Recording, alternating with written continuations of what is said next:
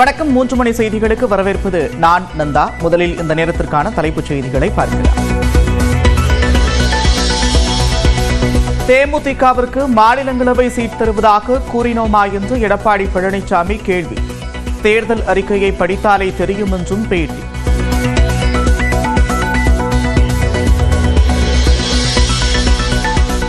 திமுக தான் ஒரே எதிரி, அவர்களை வீழ்த்துவதே இலக்கு என்று எடப்பாடி பழனிசாமி திட்டவட்டம். பாஜகவுடன் கூட்டணியா என்ற கேள்விக்கு வாக்குகளை சிந்தாமல் சிதறாமல் ஒருங்கிணைக்க வேண்டும் என்றும் பதில். எங்களுக்கு ஒரே எதிரி திமுக தான், மற்ற எந்த கட்சி எங்களுக்கு எதிரி கிடையாது. புரியுதா?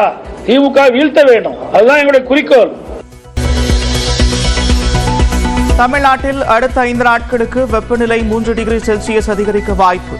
திருப்பத்தூரில் 102 டிகிரி பாரன்ஹீட் வெப்பம் பதிவு.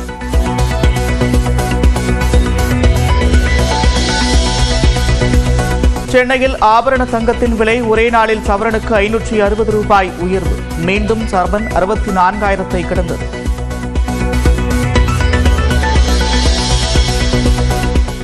தொகுதி மறுசீரமைப்பு விவகாரம் தொடர்பாக நாளை அனைத்துக் கட்சி கூட்டம். அரங்கை ஆய்வு செய்த முதலமைச்சர் மு க ஸ்டாலின்.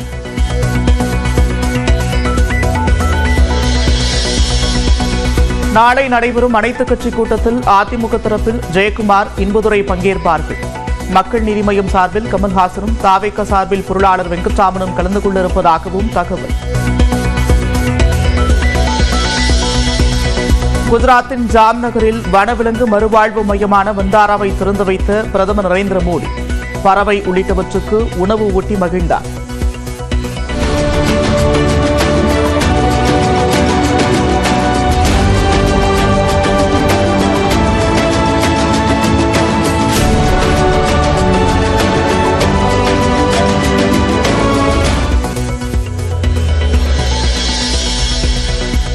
விழுப்புரம் மாவட்டம் மேல்மலையனூர் அங்காளம்மன் கோவிலில் மாசி திருவிழா தேரோட்டம்.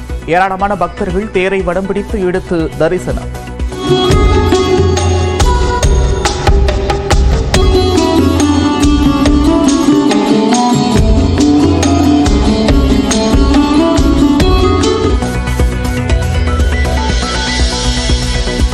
குற்றால அருவிகளில் குறைந்தது வெள்ளப்பெருக்கு. சுற்றுலா பயணிகள் குளிக்க 3 நாட்களுக்கு பிறகு அனுமதி.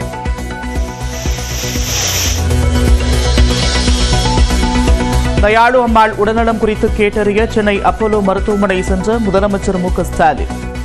அழகரையும் மருத்துவமனைக்கு சென்றார்.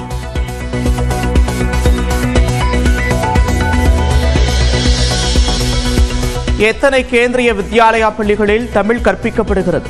மும்மொழி கொள்கையை வலியுறுத்தும் அண்ணாமலைக்கு திமுக நாடாளுமன்ற குழு தலைவர் கனிமொழி கேள்வி.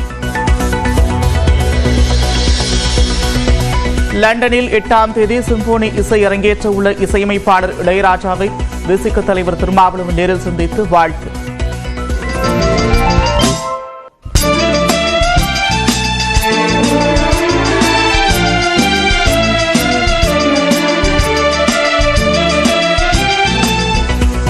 வெண்பா குறித்து திருமாவளவனிடம் விவரித்த இளையராஜா.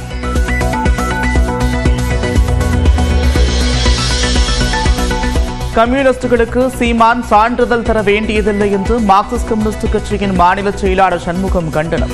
களத்திற்கே வராதவர் என்றும் விமர்சனம்.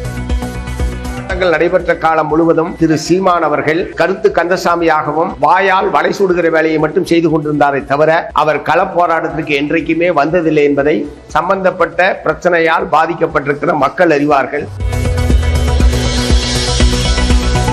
சீமானுக்கு எதிரான பாலியல் புகார் வழக்கில் தான் ஏமாற்றப்பட்டதாக நடிகை வீடியோ வெளியீடு. அசிங்கத்திற்குள் இறங்கி தன்னால் போராட முடியாது என்றும் வேதனை. அடுத்தது அவளை எவ்வளவு முடியுமோ அசிங்கப்படுத்து, அவளை எவ்வளவு முடியுமோ கொச்சப்படுத்து அப்படின்னு அந்த ரூட்டு தான் எடுத்துட்டு போயிட்டு இருக்கிறதுனால அந்த அசிங்கத்துக்குள்ளெல்லாம் இறங்கி நான் போராடணுன்ற அவசியம் எனக்கு கிடையாது. காற்றில் கற்பூரம் கரைவது போல் அமமுக கரைந்து கொண்டிருக்கிறது. டிடிவி தினகரனுக்கு அதிமுக முன்னாள் அமைச்சர் ஆர் பி உதயகுமார் பதிலடி. உங்களுடைய கட்சி அமமுக தொடங்கிய நாளிலிருந்து இன்று வரை காற்றிலே கரைகிற கற்பூரம் போல் கரைந்து போய்கொண்டே இருக்கிறது. கோவில் நில அகபரிப்பு வழக்கிலிருந்து விடுவிக்க கோரி முன்னாள் மத்திய அமைச்சர் மு.க. அழகிரி தாக்கல் செய்த மனு தள்ளுபடி. அழகிரியின் மறு ஆய்வு மனுவை ஏற்க மறுத்து சென்னை உயர்நீதிமன்றம் உத்தரவு.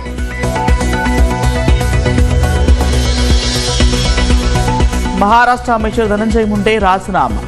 கொலை வழக்கில் உதவியாளர் கைதானதை அடுத்து நடவடிக்கை.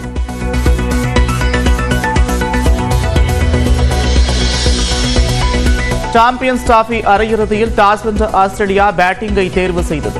40 ரன்களுக்கு ஒரு விக்கெட்டை இழந்து நிதான ஆட்டம். பாஜகவுடன் கூட்டணி அமைப்பது குறித்து தேர்தல் நேரத்தில் முடிவு செய்யப்படும் என்று அதிமுக பொதுச் செயலாளர் எடப்பாடி பழனிசாமி தெரிவித்திருக்கிறார். சேலத்தில் செய்தியாளர்களிடம் பேசிய அவர், திமுகவை தவிர தங்களுக்கு வேறு யாரும் எதிரி கிடையாது என்று கூறியிருக்கிறார்.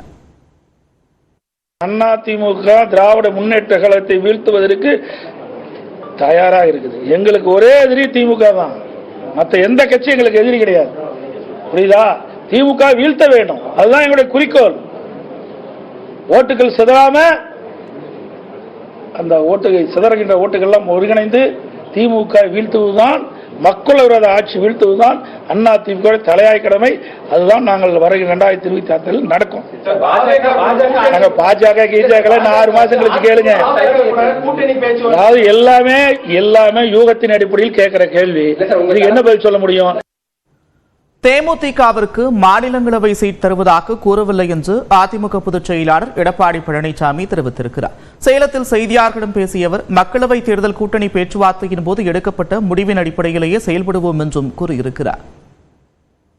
தேமுதிகவுக்கு கடந்த கூட்டணி ராஜ்யசபா அதெல்லாம் உரிய நேரத்தில், அதாவது இந்த கூட்டணி இதெல்லாம் விட்டுருங்க. நீங்க தேவையில்லாத கேள்வியெல்லாம் கேட்க வேண்டாம்.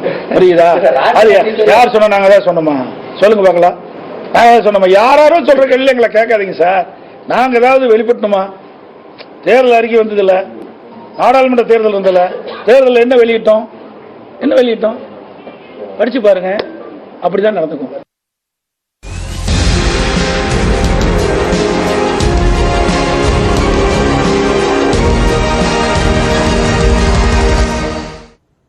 தொகுதி மறுசீரமைப்பு விவகாரம் தொடர்பாக தலைமை செயலகத்தில் நாளை நடைபெறவுள்ள அனைத்துக் கட்சி கூட்டத்திற்கான ஏற்பாடுகளை முதலமைச்சர் மு.க. ஸ்டாலின் ஆய்வு மேற்கொண்டார்.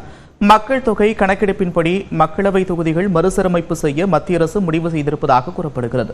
அது மக்கள் தொகையை சிறப்பாக கட்டுப்படுத்திய தமிழ்நாடு, கேரளா உள்ளிட்ட தென் மாநிலங்களை வெகுவாக பாதிக்கும் என்று முதலமைச்சர் மு.க. ஸ்டாலின் கடும் எதிர்ப்பு தெரிவித்து வருகிறார். மக்கள் தொகை கணக்கெடுப்பின்படி தொகுதி மறுவரை செய்தால் தமிழ்நாட்டுக்கு 8 தொகுதிகள் குறையும் என்றும் முதலமைச்சர் மு.க. ஸ்டாலின் குற்றம் சாட்டியிருக்கிறார். மேலும் மக்களவை தொகுதி மறுசீரமைப்பு தொடர்பாக விவாதிக்க மார்ச் 5ஆம் தேதி அனைத்துக் கட்சி கூட்டம் நடைபெறும் என்றும் முதலமைச்சர் அறிவித்திருந்தார். இந்த கூட்டத்தில் அதிமுக, காங்கிரஸ் உள்ளிட்ட கட்சிகள் பங்கேற்பதாக அறிவித்துள்ளன. அதே நேரம் பாஜக, தமிழ் மாநில காங்கிரஸ் கட்சிகள் புறக்கணித்திருக்கின்றன. இந்நிலையில் தலைமைச் செயலகத்தில் நாமக்கல் கவிஞர் மாளிகையில் முதலமைச்சர் மு.க. ஸ்டாலின் ஆய்வு மேற்கொண்டார். அப்போது அனைத்துக் கட்சி கூட்டத்திற்கான ஏற்பாடுகளை பார்வையிட்டு ஆய்வு செய்தார். இந்நிலையில் தமிழ்நாடு அரசு ஏற்பாடு செய்துள்ள அனைத்துக் கட்சி கூட்டத்தில் தமிழக வெற்றிக் கழகம் பங்கேற்க உள்ளது. அக்கட்சியின் சார்பில் பொருளாளர் வெங்கட்ராமன் பங்கேற்க உள்ளார்.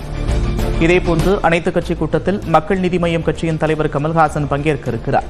அதிமுக சார்பில் முன்னாள் அமைச்சர் ஜெயக்குமார் மற்றும் இன்பதுரை ஆகியோர் பங்கேற்க உள்ளனர்.